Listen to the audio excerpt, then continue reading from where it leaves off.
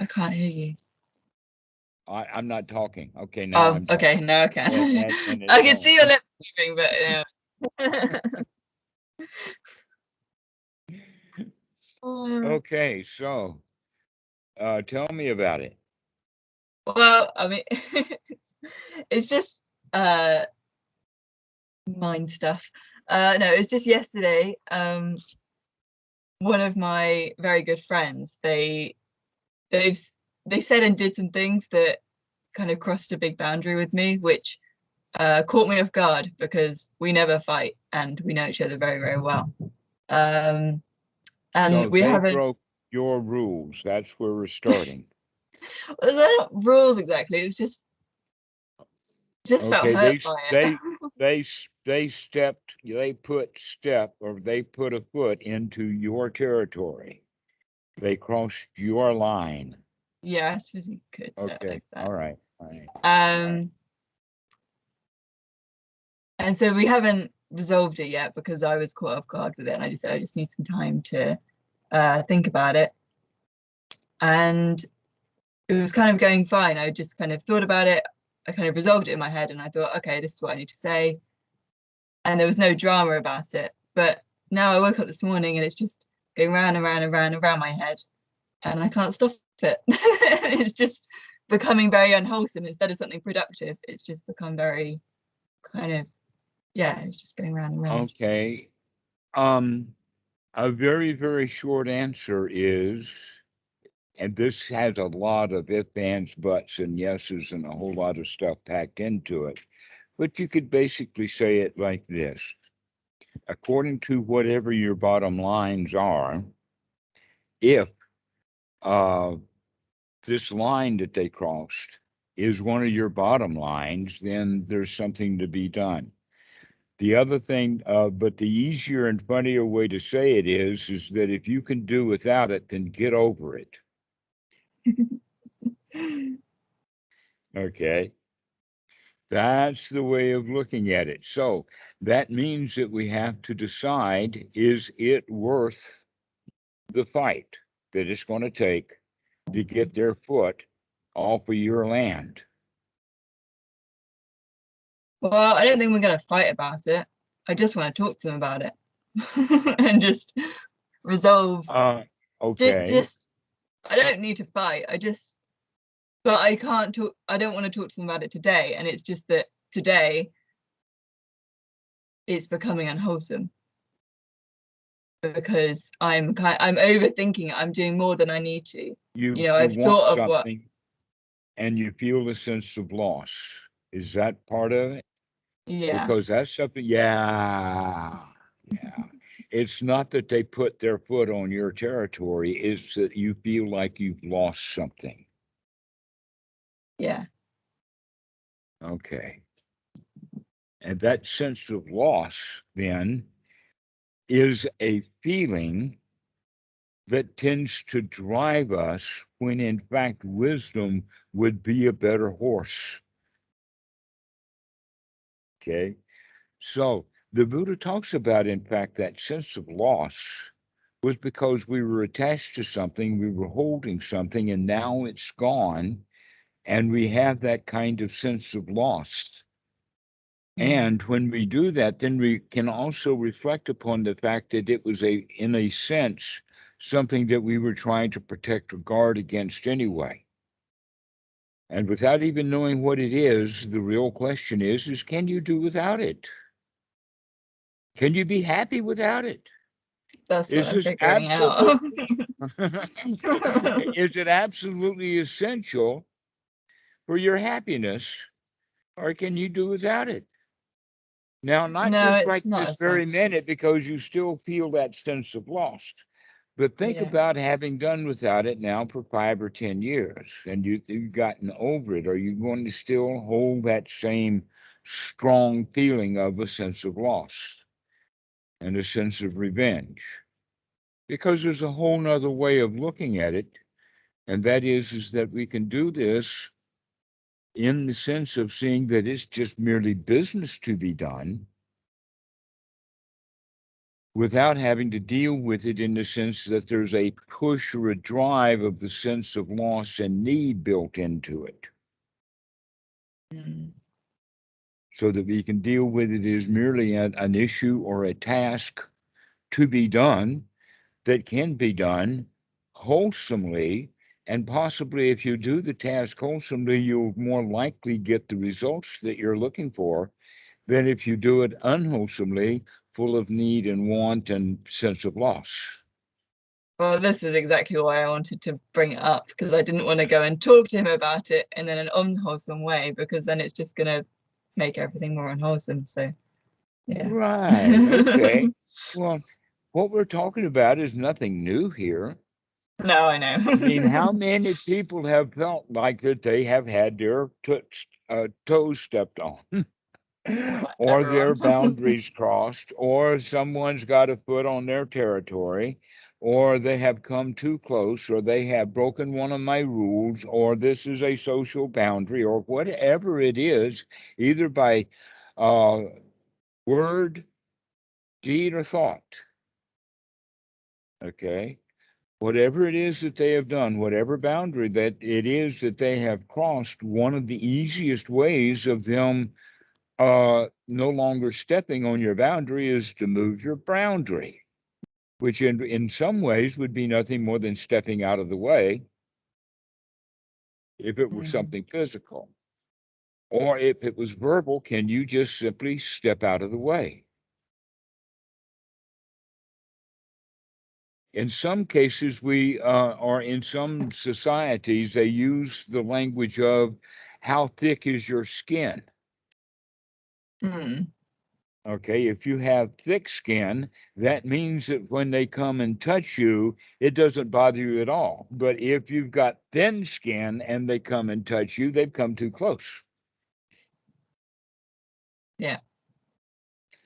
All right, so in that regard, we're talking about, can you get the attitude of being thick-skinned?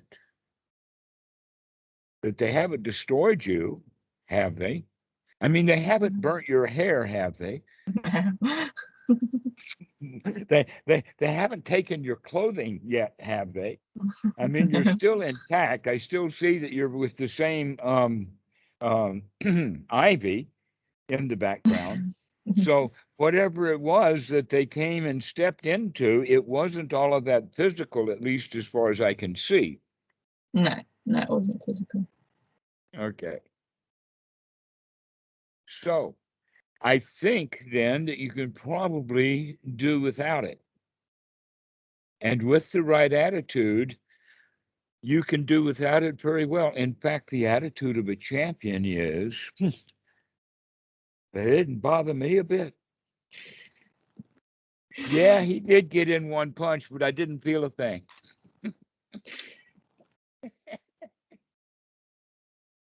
Barely touched me. Yeah. There is a movie, a Monty Python movie called The Holy Grail. Do you know that movie? My You know the dad loved guard at the those gate? movies. Okay. Look at the guard at the gate across the bridge. When the king was going across the bridge and the guard said, "Halt, you can't go." They got into a sword fight. King cut one arm off. Never mind, it's a scratch. Then the king cut one of the legs off. Never mind, and he stand on one leg with one arm and he's swinging his sword, and then the other leg, and then the guy is and then when both arms and legs are cut off and the guy is still saying, "Come back here. You cannot cross my bridge. You gotta come back here and fight me." And he cannot fight anymore. But he's got the attitude. That's in a way a joke. But in another way, that's the way to live. Mm. Is that attitude of being a winner in the sense of it's merely a scratch. You can't touch me. Yeah. Or another way of looking at it is, can you move your boundary just a little bit so that they can keep your foot where it was, but now they're not touching you? Or think about it in the sense of thick skin. Or you can think about it in the sense of being the hero. the really tough dude, tough-minded, strong mind, a Buddha mind, hey, he didn't bother me. There Yeah. was, in fact, a story of the Buddha when a Brahmin came to insult him and did so for quite a long passage in the suttas.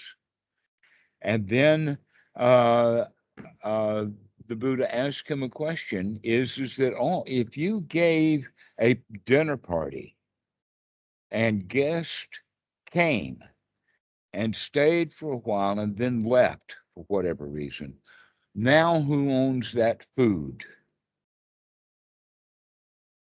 that you set up for your dinner party and the guests left without eating it? And the Brahmin says, well, it's my food. I prepared it. I made it. And the Buddha then says, well, that's like then your anger. Mm. That is yours, and you try to give it to me as a guest, and I don't accept it.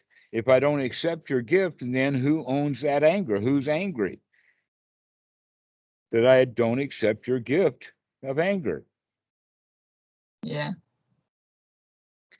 Now that's really, really heavy in way of unpacking.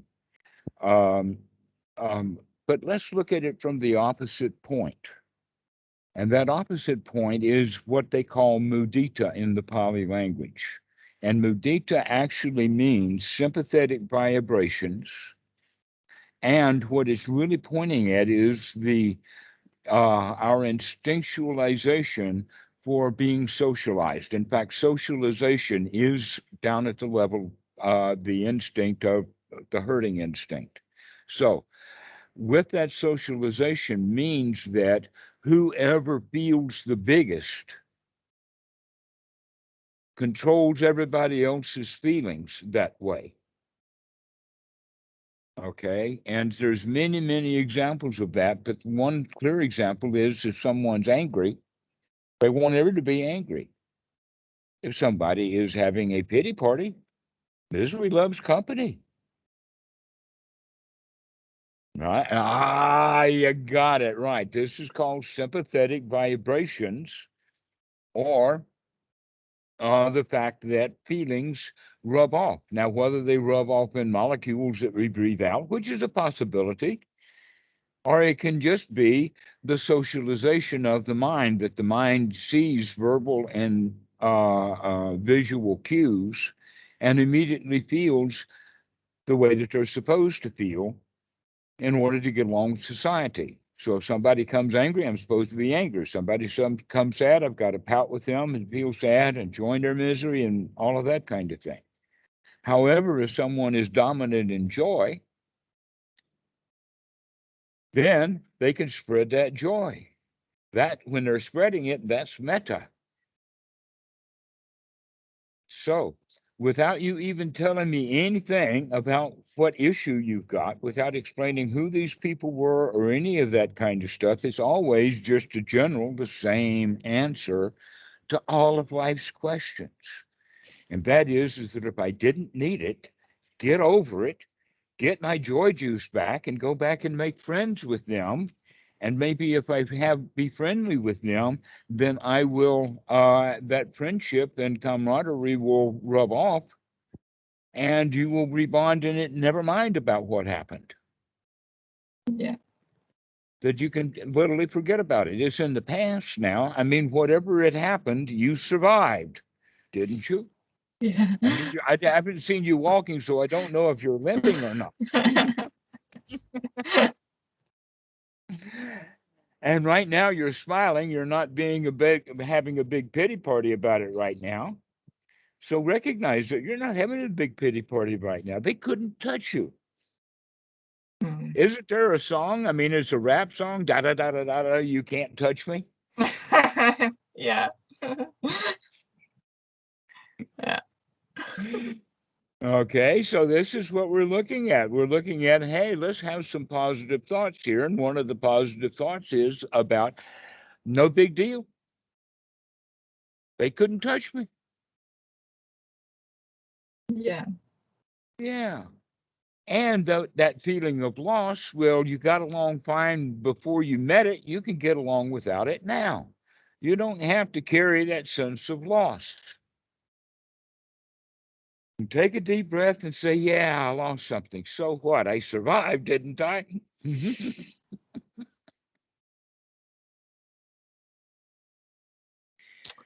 And if you've really lost it, then you possibly didn't need it in the first place. Mm. It's very easy to become so attached to these things. Yeah. Ah, that's right. Look at what we're doing. Look at our attachment. And in fact, it was our own need and greed and attachment to that thing that gives us that sense of loss. And that one of the issues about it is that we almost always cling to something as if it were a survival issue. So that, oh, poor me, what's to do with me? Oh, I'll lose everything if I lose that one thing. And guess what? Now you've lost it. So what? You survived. You didn't need it after all. Yeah. And guess what? There's a lot of stuff that you can lose and still be quite okay. Or every time you lose something, you can feel bad, which is what you've been through your whole life. Every time you've lost something, you felt bad. You felt a sense of loss. Oh, poor me, what's to do with me? Oh, I can't do without it. And then you did without it. So, in a way, you could say, well, now I recognize again, wait a minute, been there, done that. This is all old news. Except now we have a choice to change our attitude about it. Yeah. Yeah. Yeah.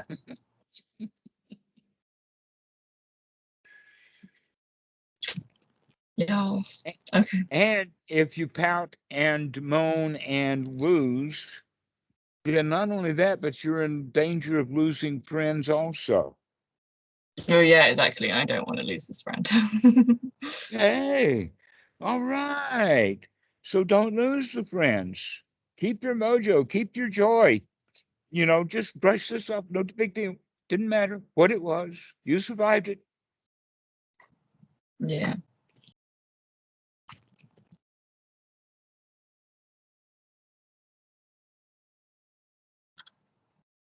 Okay. Yeah, I just needed reminding. There is a tradition in the Japanese Zendos that has something to do, but not directly, with the tea ceremony. And that if the tea ceremony is done with the same tea set over and over and over again, all the pieces are going to get chipped eventually. So knowing that that's going to happen, part of the ceremony, in some cases, or even in a different kind of ceremony, the cups are intentionally chipped so that they're no longer perfect. Therefore, there's no reason for anyone to become upset because one of the cups got chipped. Okay. Yeah. So now that you've been chipped and you know that means that you've graduated. Now you can really be useful because you've been chipped and you survived. Yeah. And it's okay to be chipped merchandise. That's all right. Yeah, it's very easy to, I think, get locked on being non-chipped and perfect. I know. We've got all of these ideals. We've got all of these rules. We set these boundaries high. Sometimes we set boundaries really high and then somebody else jumps over them. And then we really have Yeah, and then what else? Yeah, and then it wasn't good enough and blah blah blah and yeah.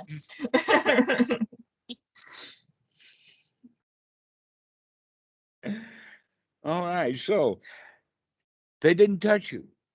You can handle this. You've got mojo. You've got an attitude.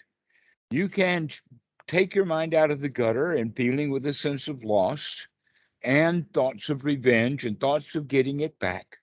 and turn those into wholesome thoughts of friendship and getting over it, and they can't touch me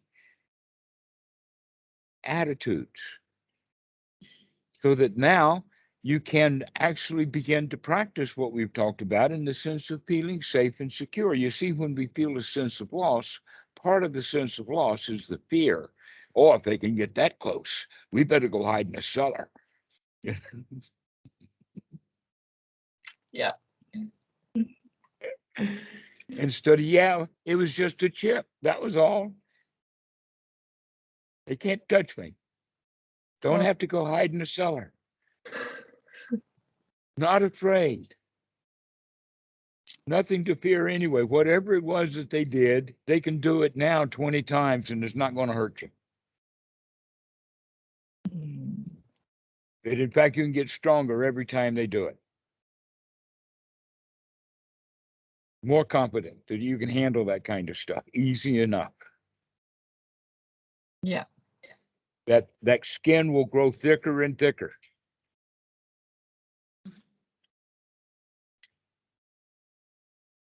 With the right attitude.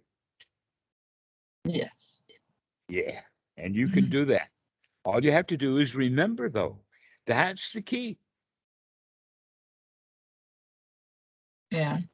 Yeah.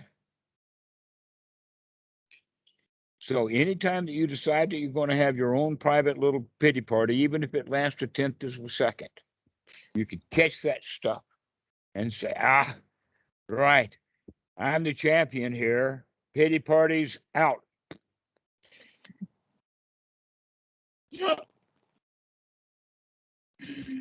Mm-hmm.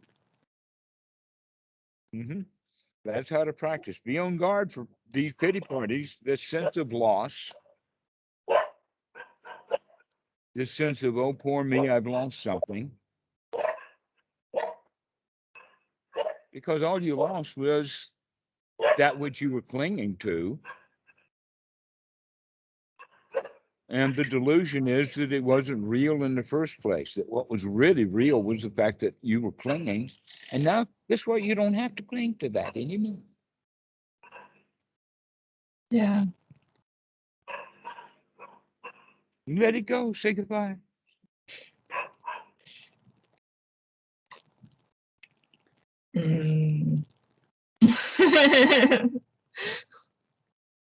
There is a song that has a line. The name of the song is Bobby McGee, sung by Chris Christopherson and many other singers. And in the song Bobby McGee, there's a line that says that freedom's just another word for nothing left to lose. And freedom was all she left for me. That's a good line. So that's the way of looking at it, in fact, that freedom is actually nothing left to lose, in the sense of what is it that you can go missing without having to have that sense of loss, so that things come and go.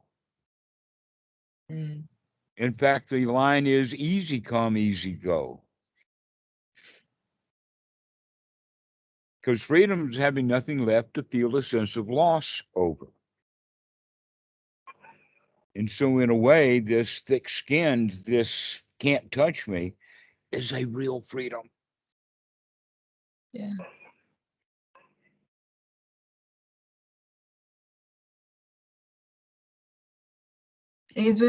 When you talk about thick-skinned, I think about people who are very, I mean, I don't think you mean it in this way, but for me, the association is with people who are very kind of hard and unfeeling and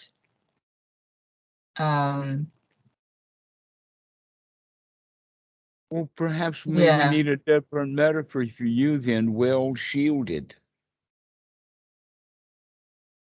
Yeah.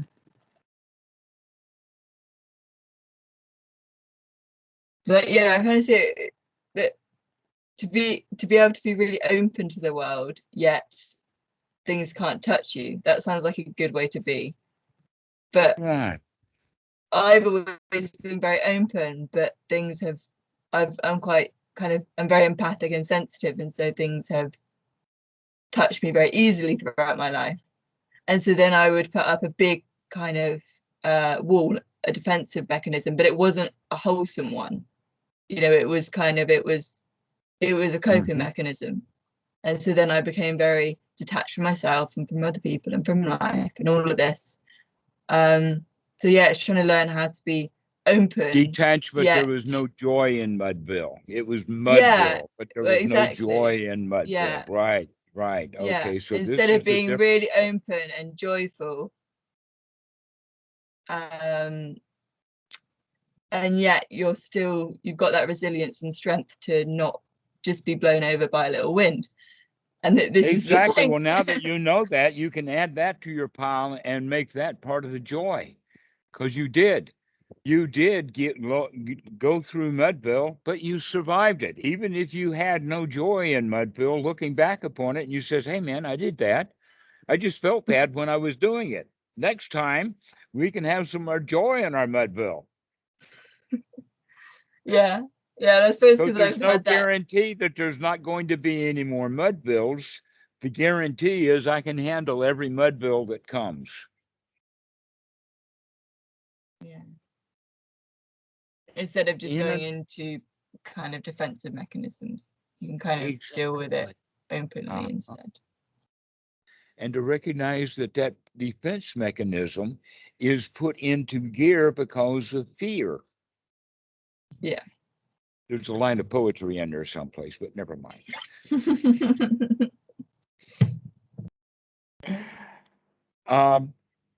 That fear mechanism then is what springs that defensive maneuver into place.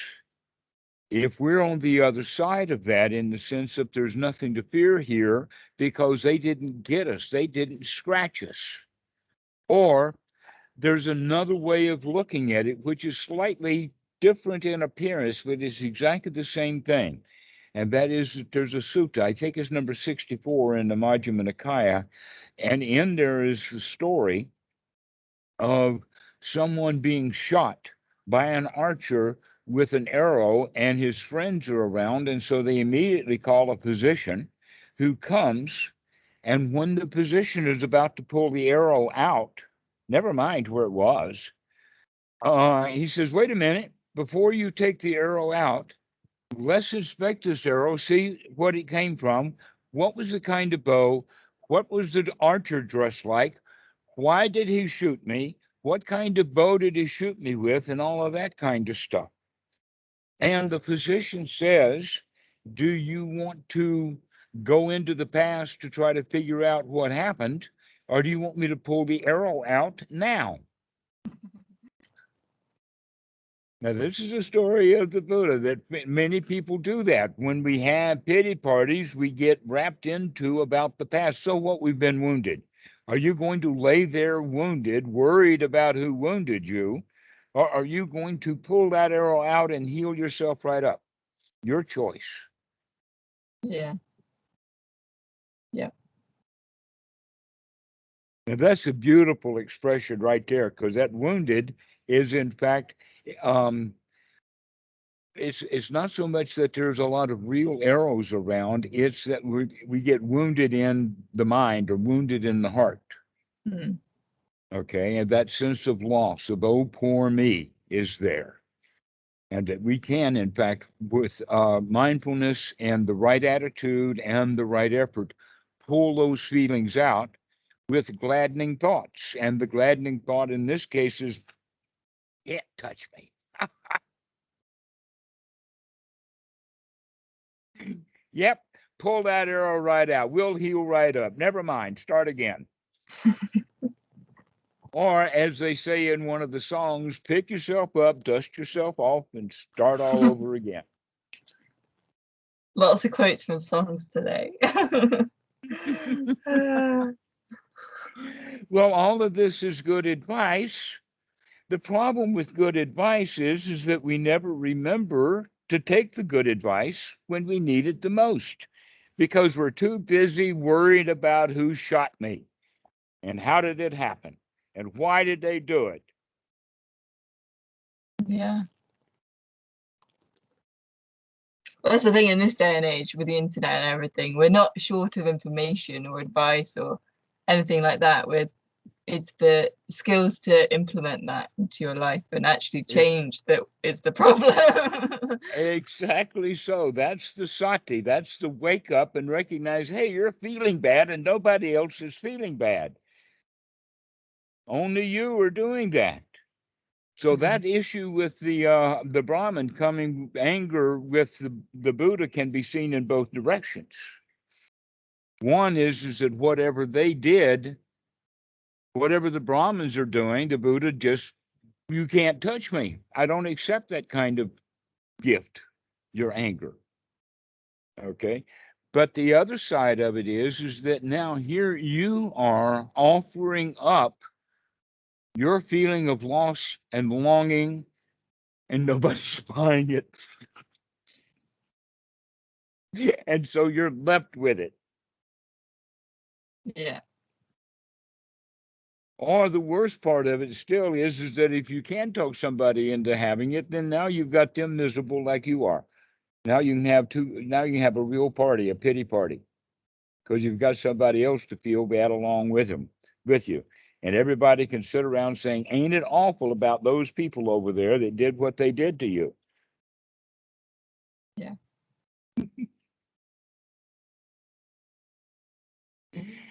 I mean, the psychologists have studied all of the various things about this in TA, the transactional analysis about interactions and behaviors of people. But it always is based upon whether you're going to mind whether you were shot with an arrow or not. They call it the slings and arrows of outrageous fortune. So you've been wounded. You survived.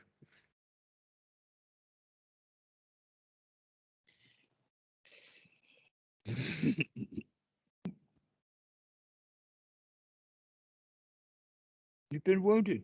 Yeah, okay. Have yourself a merry little Christmas.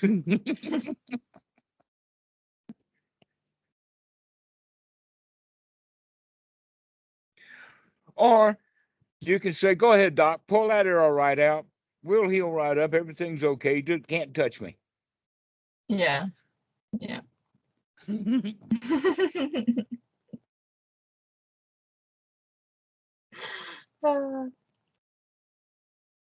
And you have the Okay. skills to change your attitude. You do have those skills now. You can change your attitude. I watched you do that several times in our conversation. Yeah. See, I just needed reminding. Ah, that's what it's all about. Rekindle that little fire you've already got going. Just relight it. Yeah, you can handle that. Yeah. Okay. You Been survived helpful. that one. Wow, you Yeah. got through it all right. You're going to make it, girl. You got it going now. Everything's going to be all right.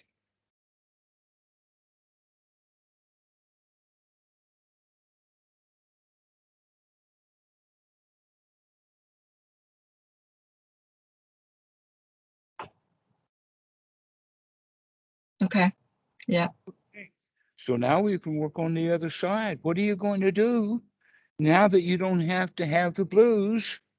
Now you can go off and have a real party.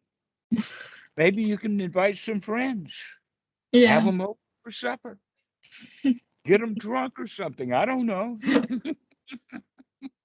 Sounds good. Yeah, so go have a real party. Go have some friends because you don't have to worry about any old wounds.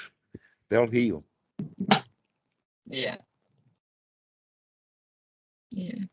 Okay, I'll go do that then. Excellent. This has been fun. I've really enjoyed it. Thank you. Thank you. This has been good. Yeah, it has. Thank you The again. next time you fall down, call me and we'll pick you right up and dust you right off and say you put me right down the road again. Okay. All right. All right. Well, I'll speak to you soon then, and I will see if I can make it on Sunday. I'm not sure what's Okay. happening on Sunday yet, but if I'm free, I'll join. All right, we'll straighten that out. Okay, great. Okay, I'll let you know about how to get on the Skype call. Okay, see you. Thank you. Bye. Bye-bye. Bye.